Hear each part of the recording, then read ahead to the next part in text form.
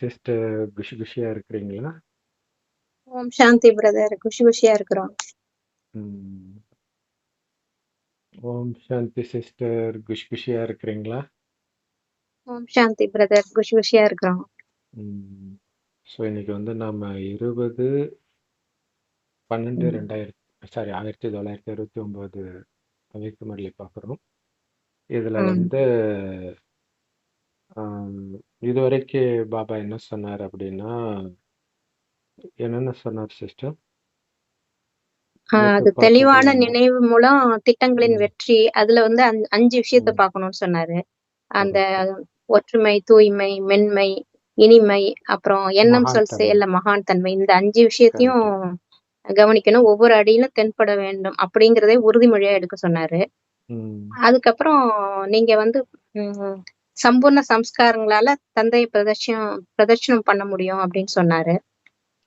அப்புறம் வந்து நீங்க வந்து நதிகளில் எல்லாரும் ஸ்நானம் பண்ணுவாங்க, நீங்க கடல்ல ஸ்நானம் செய்வதற்கும் தயாரா இருக்கணும், தயாரா இருக்கிறீங்க. ரெண்டுத்துக்கும் வித்தியாசம் இருக்குது இல்லவா அப்படின்னு சொன்னாரு. அதுல தேர்ச்சியும் பெற்று விட்டீர்கள். நதியில குளிக்கிறதுக்கே தைரியம் வேணும், அதுவே அடிச்சிட்டு போயிடும். கடல்ல கேட்கவே தேவையில்ல.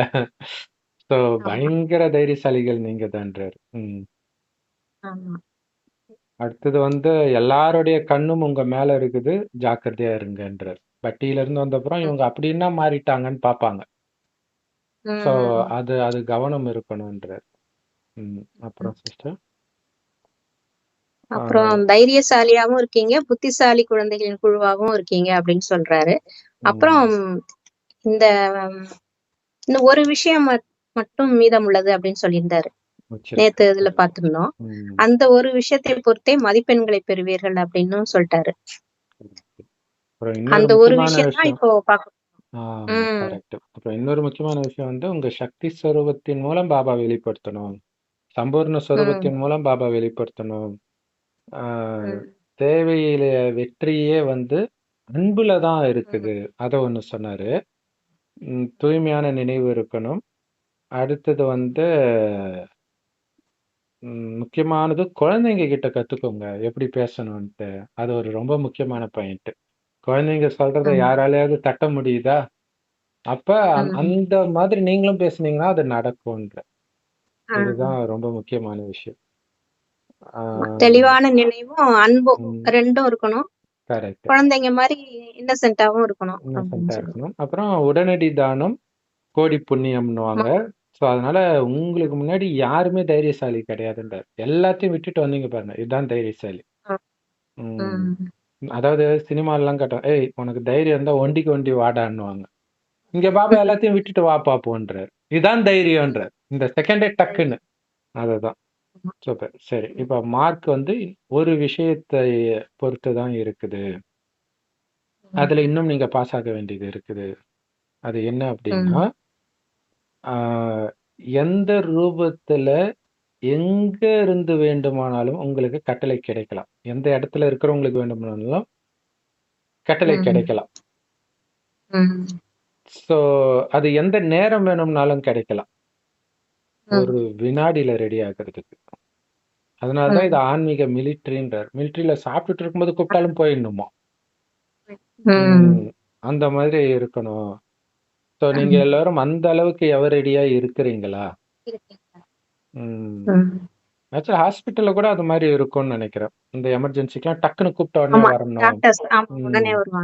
கரெக்ட். அப்ப நீங்க இந்த பழைய சொல்லுங்க சிஸ்டர். அதான் ஒரு நொடியில் எவர் ரெடியாக தயாராகி விட்டிருக்கான்னு கேக்குறாங்க. அசுத்த இல்லறத்துல இருந்து வெளியேறிய போது ஏதாவது யோசித்தீங்களா என்ன? ஆடைகள், ஆபரணம், குழந்தைகள் எதையும் பார்க்கவில்லை இல்ல. அது பவித்திர இல்லம் என்பது பார்ப்பதற்கான அவசியம் என்ன? முன்பு அன்பு மட்டும் தெளித்திருந்தீர்கள், அன்பால் இவை அனைத்தையும் செய்தீர்கள், ஞானத்தால் அல்ல. ஃபர்ஸ்ட் வந்து சரண்டர் ஆனாங்கல்ல எல்லாரும் அந்த டைம்ல. அன்பு மட்டுமே அவ்வாறு எவர் ரெடி ஆக்கியது. இப்பொழுது அன்பின் கூடவே சக்தியும் உள்ளது. இப்ப சக்தியுமே வந்துடுச்சு. அன்பு மற்றும் சக்தி இருந்தாலும் இதில் தயாராவதில் தாமதம் என்ன அப்படின்னு கேக்குறாரு. தாமதம் ஏன் அப்படின்னு கேக்குறாரு. கரெக்ட். ஞானம் இல்லாத அன்புக்கே எல்லாத்தையும் விட்டுட்டு வந்துட்டீங்க. விட்டுட்டு எதுக்கு வந்தோன்னே வந்துட்டீங்க. தெரியல. ஏதோ ஒரு ஆஹ் அன்புல வந்தீங்க. இப்ப தெளிவா ஞானம் இருக்குது. இதை விட்டாதான் ஆனா சொர்க்கத்துக்கு போக இருக்குது. முடியும். உடலை விட்டாதான் இன்னொரு உடம்பு கிடைக்கும்ட்டு. அப்ப ஏன் டிலே ஆகுது அப்படின்னு கேக்குறாரு. எவரடியா இருக்கிறதுல ஆரம்பத்துல எல்லோரும் ஃபீல்டுக்கு போகணும் சேவை செய்யறதுக்கு அப்படின்னு பாபா அறிவிச்சார். உம் இப்ப அது திரும்ப நடக்கணும். ஆனா உம் இப்ப வேற ரூபத்தில். ஏன்னா வெளியில உம் அப்ப வந்து பட்டியில 14 வருஷம் வீட்டிலேயே இருந்துட்டு வெளில அனுப்பிச்சார். உம் அப்ப அவங்களுக்கு வித்தியாசமா இருந்தது. என்னடா இங்க இருந்து போக ஆஹ் சொல்றாருன்ட்டு. இப்ப உம் வேற ரூபத்துல அதே மாதிரி இப்ப வந்து வெளியில போய் சேவை பண்றாங்க. ஆனா இப்ப வேற ரூபத்துல உம் நீங்க தயாரா இருக்கணும். ஏன்னா பாப் உம் தாதாவுக்கு உம் எதிர்காலம் தெரியும். அதனாலதான் உம் உங்களுக்கு முன்கூட்டியே எச்சரிக்கை கொடுக்கிறார். உம் நீங்க சேவையின் பந்தனத்திலேயே சிக்கி இருக்க கூடாது உம் அப்படின்னு சொல்றார். ஏன்னா இதையும் விட்டுட்டு மேல போகணும். அங்க போய் சேவை பண்ணணும்.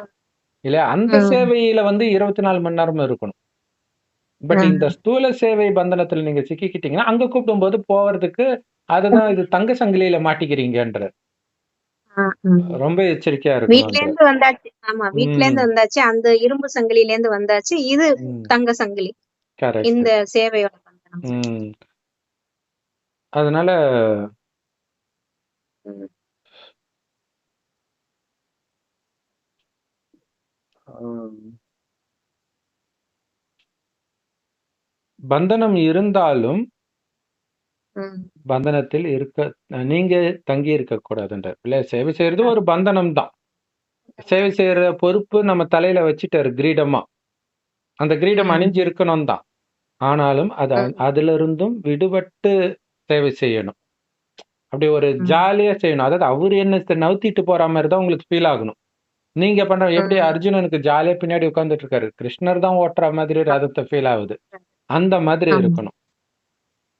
So அதனால தான் இந்த ஒரு சப்ஜெக்ட மதிப்போட எல்லோரும் பாஸ் ஆகணும். ம். ஏன்னா ஆஹ், எந்த ஆத்மாவின் பந்தனத்துல நீங்க கட்டுப்பட்டு இருந்தாலும் அது ம். பந்தனத்திலிருந்து விடுபட்டு இருக்கக்கூடிய அறிகுறி கிடையாது. இல்ல ம். சேவையின் பந்தனத்துல அல்லது சேவாதாரி பந்தனத்துல இருந்தாலும் லௌகீக பந்தனத்துல ம். இருந்தாலும் எந்த விதமான பந்தனத்துல இருந்தாலும் ம். முற்றிலும் விடுபட்டவர்னு சொல்ல முடியாதே. அதனால ஆமா. இதுல இருந்தும் நீங்க விடுபடணும். அப்பதான் மதிப்போட தேர்ச்சி அடைய முடியும்ன்ற. ம். ஸோ நீங்க ம். இதுவரைக்கும் கொஞ்சம் கூட யோசிக்காத, கனவு கூட காணாத ஒரு விஷயத்தை பற்றி பாபா எச்சரிக்கை ம். கொடுக்கிறார். ம். கொடுக்க போறார். ஸோ அந்த மாதிரி பேப்பர்ல யார் பாஸ் ஆகுறாங்களோ அவங்க தான் மதிப்போட பாஸ் ஆக முடியும். அதனால தான் பாபா ம். முன்கூட்டியே சொல்றார். உங்களுக்கு முன்கூட்டியே சிக்னல் கொடுக்கப்படுது. ஏன்னா பாபா ம். வந்து சிக்னல் தான் சொல்றாரு. டைரக்டா சொல்லிட்டா இந்த அளவுக்கு தெளிவா எங்களுக்கு ஏன் சொல்லலன்னு அஞ்ஞானிகள் கேட்பாங்க. அதனால தான் செய்கையா சொல்றாரு. நீங்க கண்ணை மூடிட்டு ஃபாலோ பண்ணணும். அப்பதான் மற்றவர்கள் வந்து கேட்கும்போது இதெல்லாம் நம்புற மாதிரி இருக்கான்னு சொல்லிடுவாங்க. பட் நம்ம தெளிவா சொன்னா ம். கூட நம்ப மாட்றாங்க. அது வேற விஷயம். ஆனா செய்கையா இருக்கும்போதே நீங்க புடிச்சுக்கணும். அதுக்கு தான் சொல்றாரு. பேசுறது கடவுள் தெரிஞ்சுக்கிட்டாலே வேற எந்த கேள்வியும் கேட்க மாட்டீங்க அப்படின்ட்டு. ம். ஆ ஸோ இதுக்கு பேரு தான் ஆழத்திற்கு செல்வது அப்படின்னு சொல்றது. இல்லையா? ம். ஞானத்தின் ஆழத்துக்கு போறார். அந்த ம். சூக்ஷ்மமான புத்தி உடையவர்களுடைய விசேஷம் என்னவாக இருக்கும்? அங்க ம். தமிழ்ல என்ன போட்டிருக்கு சிஸ்டர்? சூக்ஷ்ம புத்தியா இல்ல வேற ஏதாவது போட்டிருக்கா? நுட்பமான புத்தி. நுட்பமான புத்தி. நுட்பமான புத்தி. ம், ம், ம். ம். ஸோ யாருக்கு நுட்பமான புத்தி இருக்குதோ, அவங்க சூழ்நிலைக்கு ஏற்ப தன்னை மோல்ட் பண்ணிக்குவாங்க. ம். எதையும் எதிர்கொள்ளக்கூடிய தைரியம் இருக்கும். என்ன ம். ஆகிட போகுது? அதுக்கேத்த மாரி வளைஞ்சு கொடுத்துட்டா முடிஞ்சு போச்சு. அதனால அவங்களுக்கு ம். குழப்பம் இருக்காது. இவங்க கூட போய் சேவை செய்றதா? இந்த இடத்துல போய் சேவை செய்றதா? அதுக்கேத்த மாரி மாறிக்குவாங்க. ஐயோ! அந்த ம். ஆ அரசாங்க ஊழியர்களுக்கெல்லாம் சொல்லுவாங்க, ஏதாவது பண்ணா தண்ணி இல்லாத காட்டுல தூக்கி போட்டுருவேன்ட்டு. ஆஹா. So okay. அதுக்கேத்த மாரி மாறிக்க வேண்டியது தான். மாறிக்க ஆ வேண்டியது. அப்ப அவங்களே இப்ப சகாயம் ஐஏஎஸ் அவரெல்லாம் கூட அது மாரி பண்ணாங்க. அப்படி இருந்தாலும் நான் நேர்மையா இருப்பேன்ட்டு இருந்தேன்னு சொல்றாரு. பட் அந்த அரசாங்கத்துக்கே அவ்வளவு விசுவாசம்னா, இந்த அரசாங்கத்துக்கு எப்படி இருக்கணும்? கடவுளுடைய அரசாங்கம். ம். அதனால இங்க என்ன பணிஞ்சு போணும் அவ்வளவுதான். அப்ப அவங்களுக்கு எதுவுமே குழப்பத்தை ஏற்படுத்தாது. அது அவங்க நடிப்பு. இது இவங்க நடிப்பு. அவ்வளவுதான். இந்த நடிப்புன்னு பார்க்கிற ஞானம் சாதாரண ஞானம் கிடையாது. 5000 வருஷத்துக்கு உங்கள அமைதியா வச்சிருக்க போற ஞானம் இதான். இல்ல இப்ப இருக்கிற குணம் முன் ஜென்மத்திலயும் மற்றவர்கள் வெளிப்படுத்தியிருப்பாங்க. ஆனா அப்ப உங்களுக்கு அது பிரச்சனையா தெரிஞ்சிருக்காது. ஏன்னா வளைஞ்சு கொடுக்கிற அந்த சக்தி இருந்துச்சு. அது குறைய தான் பிரச்சனை ஆயிடுது. அப்ப அவங்களுக்கு எதுவுமே குழப்பத்தை ஏற்படுத்தாது. ஏன்னா அந்த சூழ்நிலையின் ஆழத்துக்கு போய் அதுக்கேத்த மாரி தன்னை மாத்திக்குவாங்கன்ற. இந்த அமீபா சில நுண்ணுயிரிலாம் அப்படிதான். அதுக்கேத்த மாரி டக் டக் டக் டக்ன்னு மாறி போறோம். அது இப்ப சமீபமா ஏதோ ஒண்ணு கூட சொன்னாங்க. ஆக்டோபஸ்ன்னு நெனைக்கிறேன். அது உடம்ப வந்து எவ்வளவு சின்ன இடத்துக்குள்ள கூட உள்ள போய் அப்படியே அது பெருசா இருக்கும். அப்படி வளைச்சு அப்படி போய்க்குமா. ஆ அந்த மாதிரி நம்ம சூழ்நிலைக்கு ஏற்ப நம்மை வளைஞ்சு கொடுத்துக்கணும். இப்ப என்ன பண்ணணும்? மனசு லேசா இருக்கணும். அப்பதான் உங்களால அப்படி மோல்டு பண்ண முடியும்ன்ற. அதுக்கேத்த மாரி வளைஞ்சு கொடுக்கணும். உங்க மனசு லேசா இருக்கணும். ஒருத்தரை பற்றி நீங்க நெகட்டிவான எண்ணத்த வச்சுக்கிட்டீங்கன்னா, அவங்க சொல்லும்போதெல்லாம் வேற ஒரு அர்த்தம் உங்க மைண்ட் சொல்லும். அது பிரச்சனை ஆயிடும். ஸோ அதுக்கு பாபா சொல்றாரு, ஏதாவது ஒரு பொருள் கொஞ்சம் வெப்பமாவும் இருக்கணும். அதே நேரத்துல சாஃப்ட்டாவும் இருக்கணும். அப்பதான் அது வந்து மோல்ட் ஆகும். தங்கத்தை அச்சில ஊத்துனாலும், இல்ல எத அச்சில ஊத்துனாலும் அது சூடாவும் இருக்கணும், சாஃப்ட்டாவும் இருக்கணும். நல்லாவே சூடா இருக்கணும். கொஞ்சம் சூடு இல்ல, நல்லாவே சூடா இருக்கணும். இல்ல மெழுகு உட்பட அப்படித்தானே? இல்ல மெழுகு கூட ஒரு இதுல போட்டீங்கன்னா, அச்சு போட்டு எடுக்க முடியும். அப்ப சூடாவும், சாஃப்ட்டாவும் இருந்தால் மட்டுமே மோல்ட் ஆக முடியும். இதுல ஏதோ ஒண்ணு மிஸ் ஆச்சுன்னா கூட அது மோல்ட் ஆகாது. சூடு இல்லாட்டினாலும் மோல்ட் ஆகாது. சாஃப்ட்டா இல்லாட்டினாலும் மோல்ட் ஆகாது. இரும்பு நல்லா சூடா இருக்குது. ஆனா லிக்விட் ஆகலைன்னா அது மோல்ட் ஆகாது. அப்ப அதனால எதுவாக இருந்தாலும் முதல்ல அதை நல்லா ஹீட் பண்ணி சாஃப்டா உருக்கிடுறாங்க. பிறகுதான் அதை மோல்டு பண்ணவே முடியும், அச்சு எடுக்கவே முடியும். சரி, அது வந்து ஸ்தூல பொருட்களுக்கு. இங்க என்ன அந்த சூடு மற்றும் சாஃப்ட்னஸ், மென்மை. மென்மைன்றது பணிவுத்தன்மை. அந்த சூடுன்றது சக்தி சொரூபம், ஜுவாலா சொரூபம்.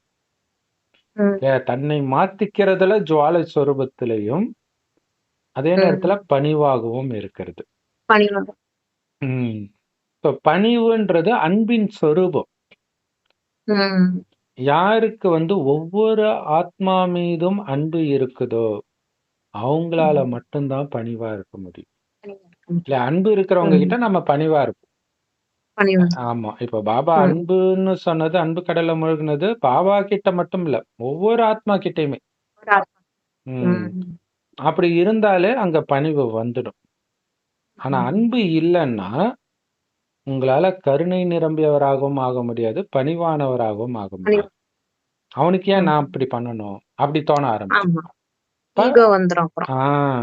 அன்பு இருக்கும் பொழுது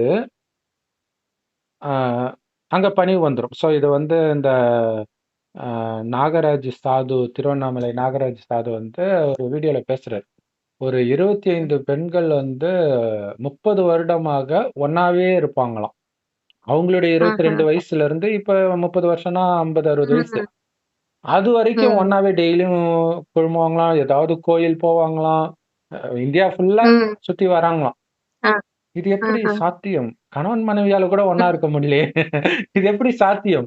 நான் யோசிச்சுட்டே இருந்தேன். அவங்க கண்டிப்பா தேவதைகள் தான் அப்படின்னு சொல்றாரு.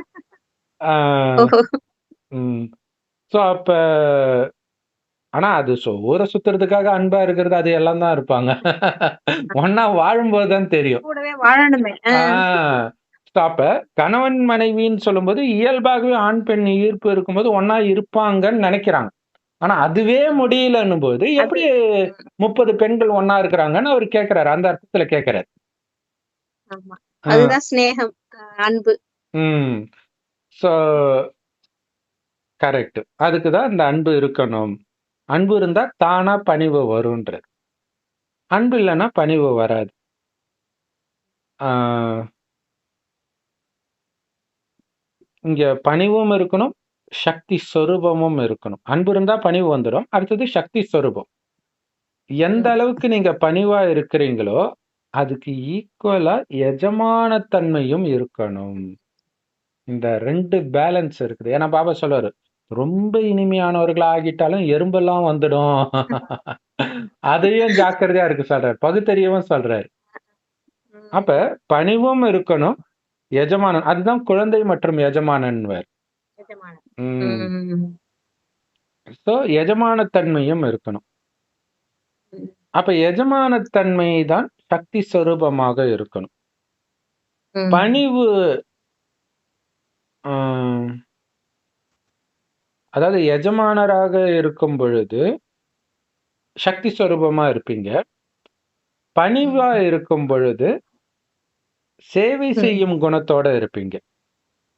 ம். பணிவு பெரும் வேலைக்காரர்களுக்கு தானாகவே அந்த பணிவு இருக்கும். நான் ஒரு அடிமை ம். அவ்வளவுதான். அது ம். இருக்கணும். அதே நேரத்தில் எஜமானன் நான் யாருக்கு?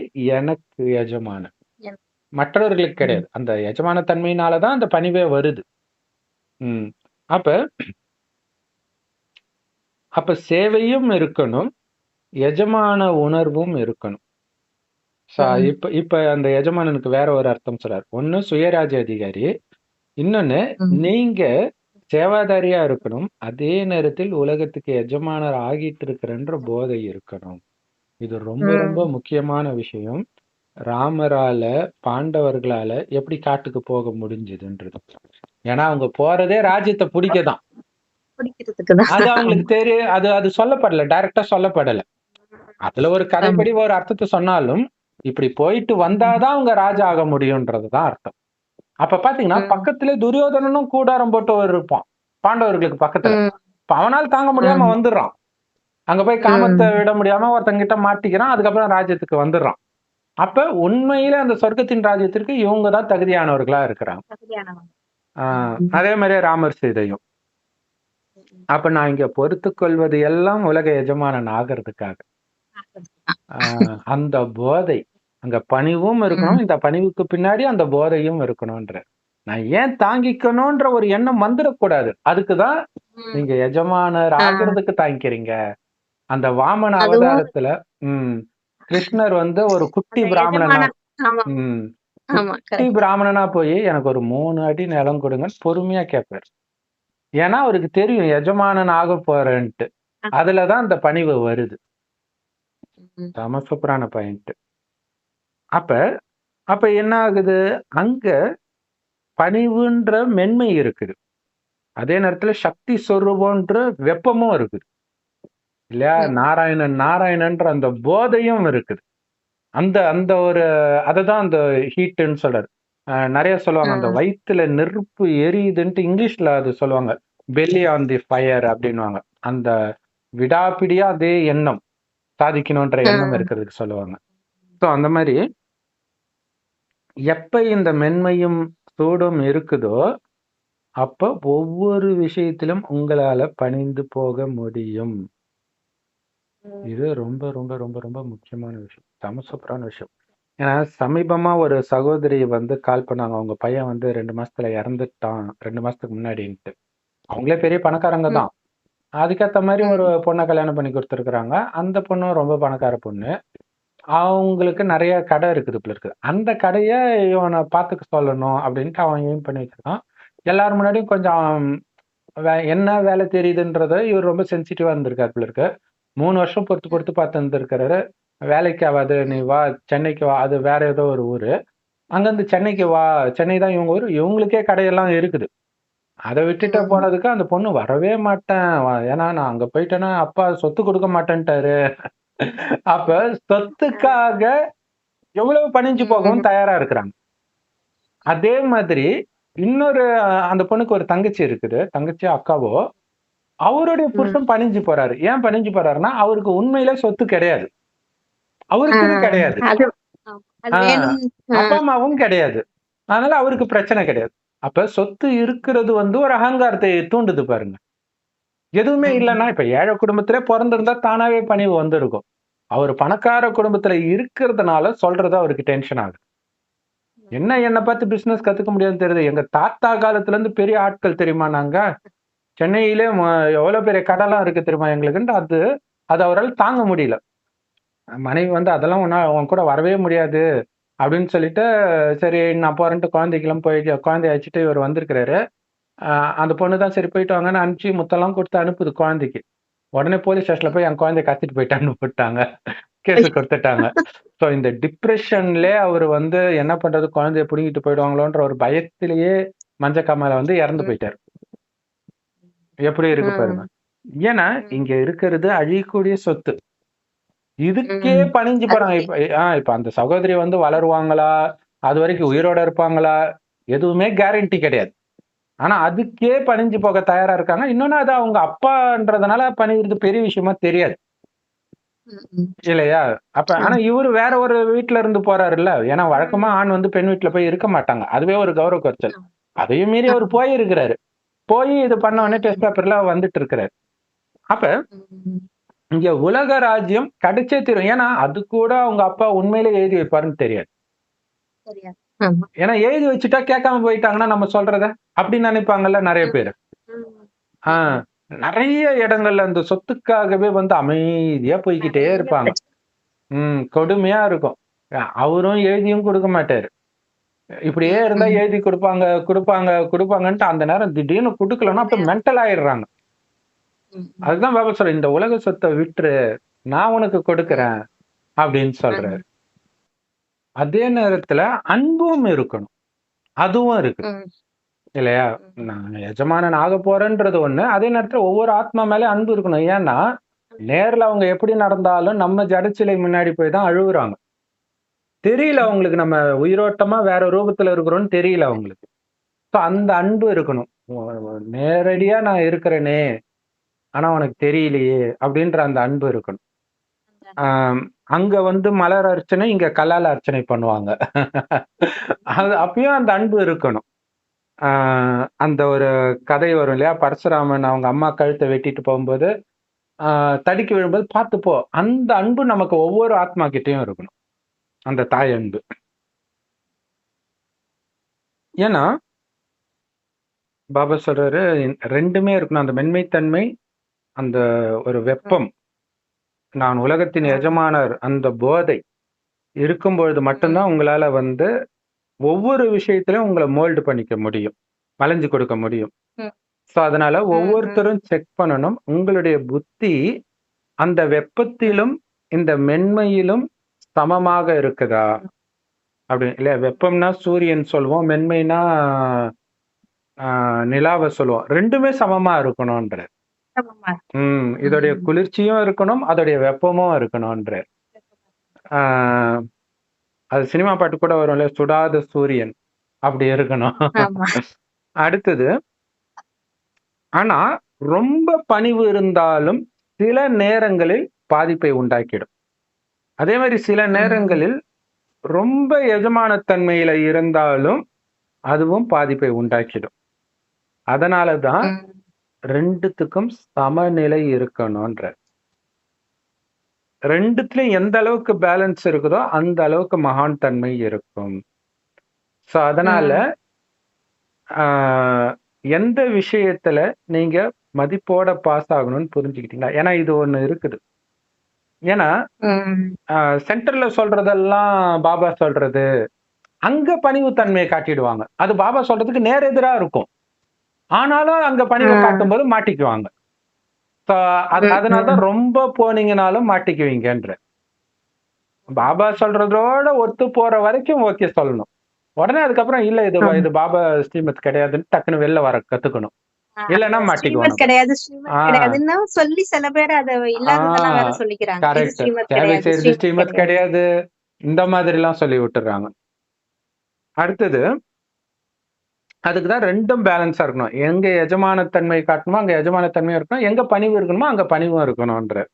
சமமா இருக்கணும். அதாவது வளைஞ்சு கொடுத்து போகணும். பட் ஆனா, ஒரு டைம்ல இது பாபா ஸ்ரீமத் வேற மாதிரி இருக்குதே அப்படின்போது டக்குனு வெளில வந்துடணும். இல்லைன்னா மாட்டிக்குவோம் நம்ம. ஸோ அதுதான் மகான் தன்மை அப்படின்னு சொல்றேன். ஸோ கடைசி டெஸ்ட் பேப்பர் முன்கூட்டியே உங்களுக்கு பேப்பரை ரிலீஸ் பண்ணிட்டார். இதான் எக்ஸாம் பேப்பர்னு ரிலீஸ் பண்ணிட்டார். அப்ப ஆக்சுவலா ஆன்சரை ரிலீஸ் பண்ணிட்டார்.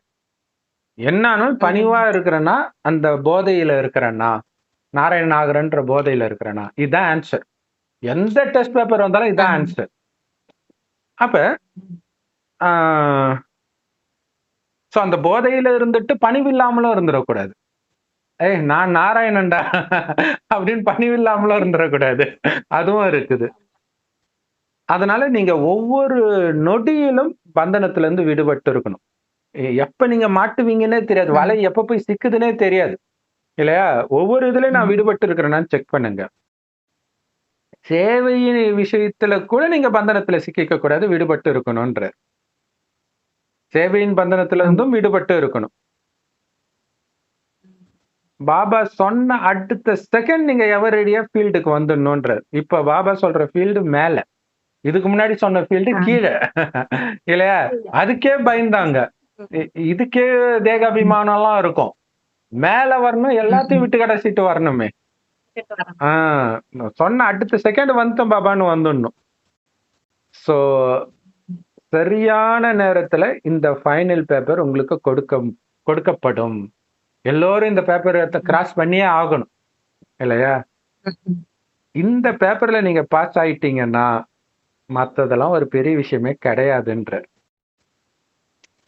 சோ இததானே எதிர்பாராத நேரத்துல, எதிர்பாராத ரூபத்துல எங்கேருந்து வேணாலும் வரும்.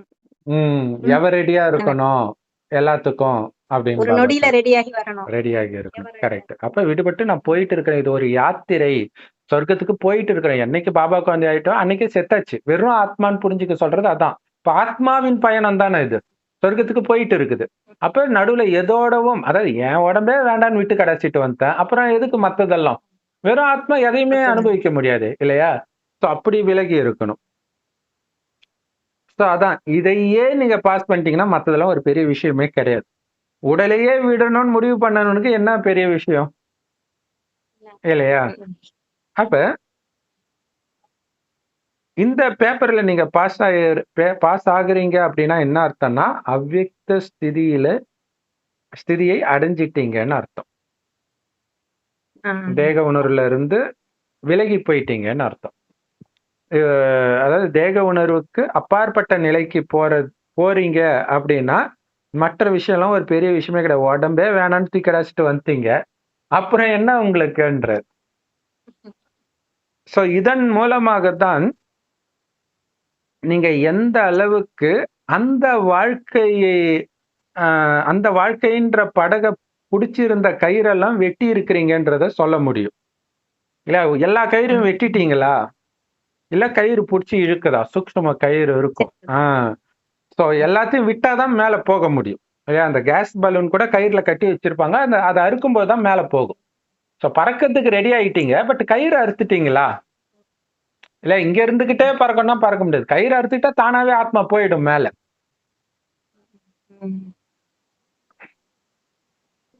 ஒண்ணு தங்க சங்கிலி, இன்னொன்னு இரும்பு சங்கிலி. தங்க சங்கிலியை நீங்க விட்டுட்டீங்க, ஆனா இன்னும் ஆமா, இரும்பு சங்கிலியும் விட்டாச்சு, தங்க சங்கிலியும் விட்டாச்சு. ஆனா சூக்ஷ்மமான தங்க சங்கிலி இருக்குதுன்ற. கண்ணுக்கே தெரியாம ஸ்லைட்டா, அதான் சேவை. சேவையிலும் ஒரு பந்தனம் தானே, பிடிச்சி இழுத்துட்டு இருக்கும். சோ அது யாரு கண்ணுக்குமே தெரியாதுன்ற இல்ல. சேவையில, அதாவது நீங்க பாபா நினைவுல சேவை செய்றீங்களா இல்லையான்னு கண்டுபிடிக்க முடியாது இல்ல. நினைவிலே இருக்கும்போதுதான் இதுல இருந்து நீங்க விடுபட முடியும். நினைவுல இருக்கிறதே இதுல இருந்து விடுபடுறதுக்காக தான். சோ அதனாலதான் பாபா சொல்றாரு. சரி, ஓகே, இத அடுத்தது பார்க்கலாம் சிஸ்டர். நாளைக்கு வீடியோல பார்க்கலாம். ஓம் சாந்தி. ஓம் சாந்தி. தேங்க்யூ பாபா. தேங்க்யூ.